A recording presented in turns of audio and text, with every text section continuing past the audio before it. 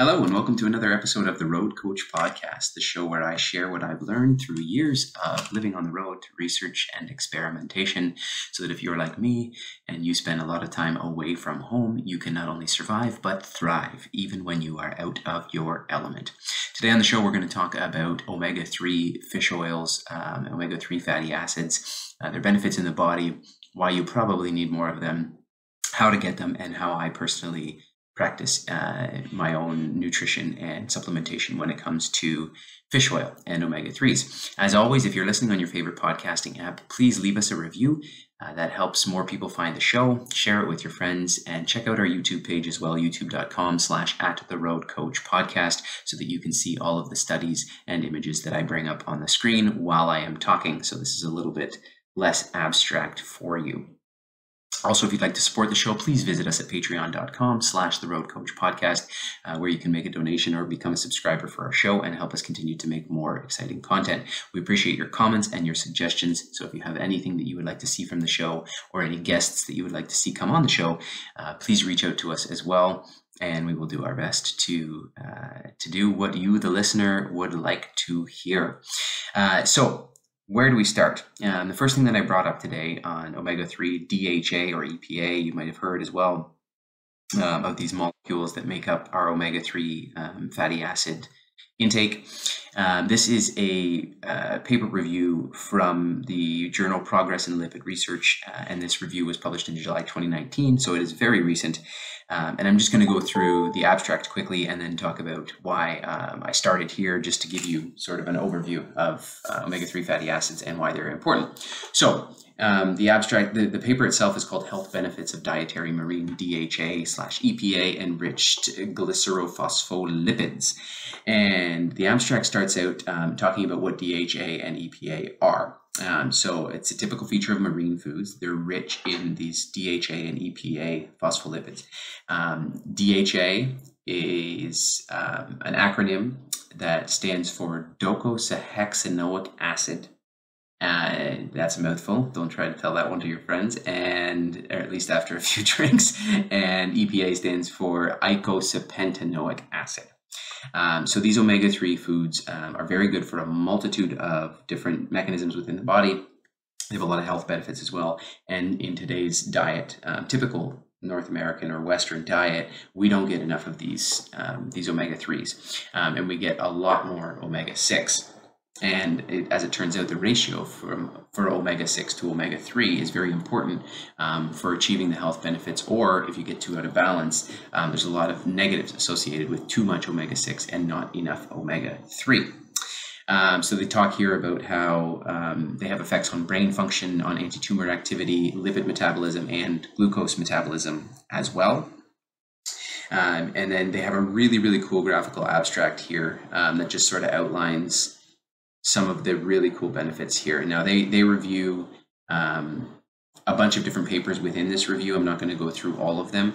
One of the biggest ones that they talk about that I think is important is that fish oil can promote brain cell development, improve learning, memory, and prevent neurodegenerative disease. But they talk about the ratios. So the appropriate ratio, omega-6 to omega-3, is 2:1 to 5:1. So 2 times as much omega-6 as omega-3, with a maximum of 5 times as much omega-6 to omega-3. Now, this is what they recommend based on the research. The World Health Organization recommends levels of 5:1 to 10:1. So they actually, the World Health Organization recommends a lot less omega-3 than what the research indicates is beneficial. And so that's important because often health organizations or overarching bodies are recommending things that are a balance of politically easy to accept, research-based, and then meeting somewhere in terms of, real life experience of the people that it governs and what's really possible. So the World Health Organization is giving you recommendations that may not be as strict as you should be for yourself, but because they can broadly reach a wider number of people, and they don't upset, too many countries one way or another. So just keep that in mind when you see these recommendations from large governing bodies. Now, to bring up the illustration that they have as part of this review, they talk about all of the benefits here. That it's just a nice visual representation of what omega-3s do for you and why you should make sure that you're getting enough of them. And caveat here, supplementation is of course not the only way to get your omega-3s. There's a lot of dietary ways to get it. It's just when you're on the road, it's very difficult to get those. So I would highly recommend that you do supplement. I supplement personally, and I'll tell you what I use and why I use it when we get to that point. So you can see here that DHA and EPA improves your brain function. Who doesn't need that in today's fast-paced world? Regulates your blood pressure. It is anti-inflammatory. And coincidentally, too high of an intake of omega-6 is creates an inflammatory response within your body. So you need those omega-3s to balance out the inflammatory response of all the omega-6 that we get in our bodies, which you will see we consume a lot of it. It regulates your glucose metabolism, which is something that everybody's talking about, insulin response of food these days, and why you should keep your carbs low and why you should intermittent fast and all those things. But a properly regulated glucose metabolism system within your body is what helps you maintain your weight and your energy levels, and also helps you prevent obesity, of course. Fish oil improves your exercise and your training performance. It also protects against nephrotoxicity, which is toxicity of your kidneys, and then it also regulates your lipid metabolism. So if this is something, if you're trying to properly metabolize your fats to turn them into energy and not store extra fat, fish oil is very important for that as well. Okay, so that's just a good visual representation. If you like it, snapshot it and snip it and keep it on your computer or keep it on your phone to remind yourself of why you need to get enough omega-3s. So next up, this abstract is from the Journal of Missouri State Medical Association, and it was published in the September-October issue in 2021, issue 118, and it talks about the importance of maintaining a low omega-6 to omega-3 ratio for reducing the risk of autoimmune diseases, asthma, and allergies. And I've just highlighted something from the abstract here to think about is up until 100 years ago, the omega-6 to omega-3 ratio has been around 4-to-1 or less. So we're getting 4 parts omega-6 to every 1 part omega-3 or less than that. However, the typical Western diet now provides an omega-6 to 3 ratio of approximately 20-to-1 in favor of omega-6. So much, much higher levels of omega-6 in relation to omega-3. And this predisposes to supraphysiologic inflammatory responses and perpetuates chronic low-grade inflammation. Chronic inflammation is causing most of the disease in our world today. And this is one of the best ways that you can combat those effects in your daily life, is to make sure you're getting enough omega-3 fatty acid. So the overconsumption of linoleic acid, mainly from industrial omega-6 seed oils, and the lack of long-chain omega-3s in the diet creates a pro-inflammatory, pro-allergic, pro-thrombotic state, reducing your ratio. So get more omega-3s per every unit of omega-6 that you take in, particularly through reductions in the intake of refined omega-6 seed oil and increasing the intake of marine omega-3s, either through dietary means or supplementation, may be an effective strategy for reducing inflammation, allergies, and autoimmune reactions. Allergies and autoimmune reactions are on the rise exponentially in a lot of places in the world right now, and this can potentially be one of the major causes of it. Is we're getting too much processed food and we're eating too much processed seed oil in our diet. Okay, so how do you figure out what your ratio is? Well, this is from Wikipedia, and I don't often like citing Wikipedia, but this is just a really good snapshot chart that you can visualize kind of what you're looking at. So when you're looking at good sources of omega-3, it's often in seafood, marine animals. So salmon, wild raw salmon, has an 11-to-1 omega-3 to omega-6 ratio. So you're getting 11 times as much omega-3 per unit of salmon than you are omega-6. So it's a good way to throw your ratios in the right direction. Tuna also is huge. Mackerel is huge. The key here, though, if you look, is the difference between being canned in water. If you look at the tuna canned in water versus the tuna canned in oil, it's the exact opposite. So tuna itself has a 31-to-1 ratio of omega-3 to omega-6. But if it's canned in oil, it flips and it's a 13-to-1 ratio in favor of omega-6. So what you're eating and how it's processed is a very significant indication of whether or not you're getting the right nutrients from that food. So the best thing to do is don't have any of your seafood that is canned in oil or fried in oil, and make sure that it's wild rather than farmed. Okay, now that's not as easy to figure out in most instances, but wild is always going to have a higher omega-3 content than farmed, typically, when you're out on the road and you're eating at restaurants. Herring is another good one, and mackerel, 10-to-1 for herring and 13-to-1 for mackerel in favor of omega-3. And then when they have a little chart here on nuts and seeds as well, you can see here that almonds, dry roasted almonds, have a 2010-to-1 ratio of omega-6 to omega-3. So almonds are good for you for a lot of reasons, but they spike your omega-6 levels. And so if you're eating almonds, for example, this has a serving size of 100 grams here. So that would be, about 100 almonds. That's probably more than anyone would eat in a snack size, but cut that in a quarter, let's say 25 almonds for a snack, you've consumed 4,000 milligrams or 4 grams of omega-6, typically if you have 25 almonds. So if you want to keep your ratio of omega-3 to omega-6 low, your omega-6 to omega-3 ratio low, let's say at 4-to-1 or less, which is what we had about 100 years ago in our modern diet, then you have to consume a quarter of that 4 grams in omega-3 to balance it out. Okay, so that's just quick mental math there. So a quarter of 4 grams would be 1 gram of omega-3.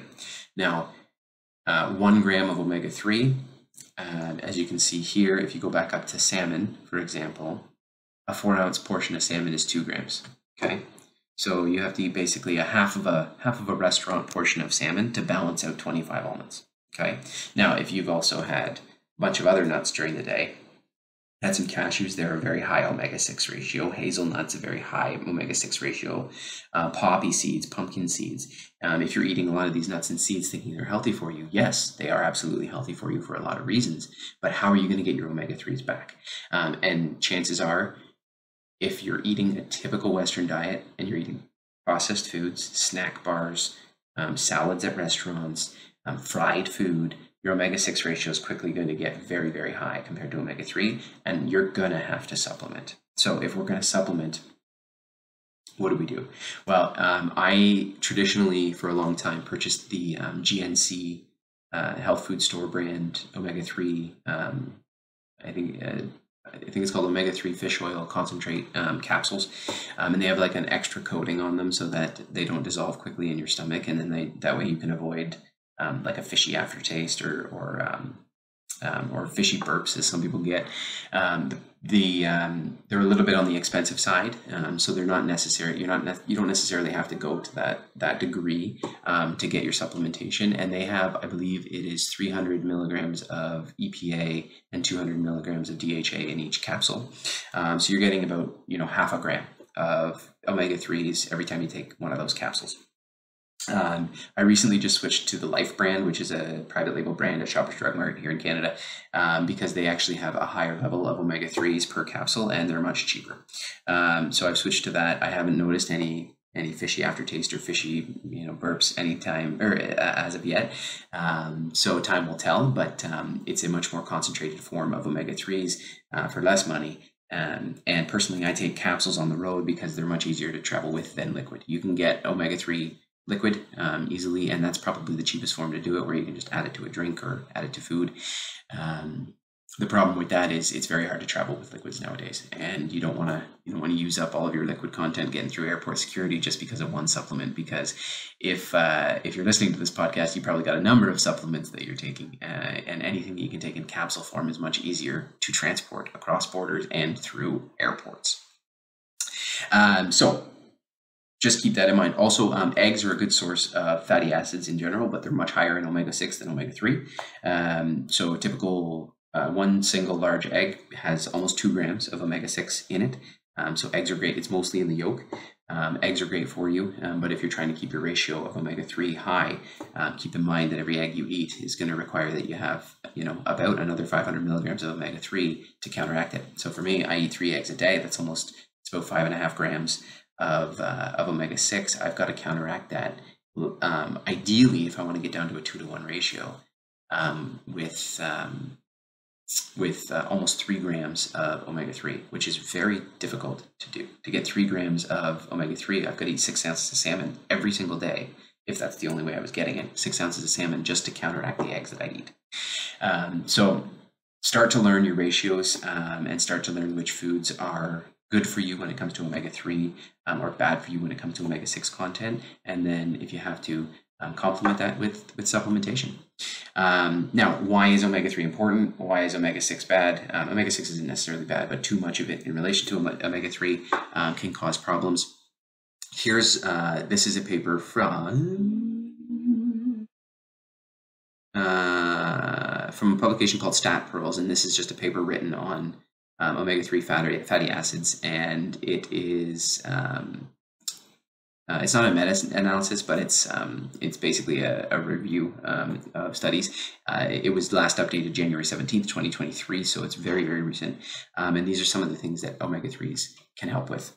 Cardiovascular disease, type 2 diabetes, cancer, Alzheimer's disease, depression, visual and neurological brain development, maternal health during pregnancy, conditions benefiting from prebiotics, heart failure, invertebral disc degeneration, attention deficit hyperactivity disorder, ADHD, maternal depression, menopausal night sweats, rheumatoid arthritis, asthma, periodontal disease, epilepsy, diabetic retinopathy, efficacy, tolerability, and side effects of chemotherapy, premenstrual syndrome, and non-alcoholic fatty liver disease. So this is one of those sort of super beneficial fatty acids that we don't get enough of. That causes a multitude of health benefits if you can get enough of them. Also, I highlighted here that I think it's very important to understand that if you are a bit of a fitness fanatic and you want to get more out of your workouts, they talk here about with a bunch of citations, so you can look up the actual studies if you want, but they say more specifically, study participants showed an increase in lean muscle mass, decreased fat mass, an increase in resting metabolic rate, increased energy expenditure during exercise, and increased fat oxidation both during rest and exercise. So if you didn't before, now you know, get more omega-3 in your diet. If you have any questions, reach out to us anytime. I hope you found this episode helpful.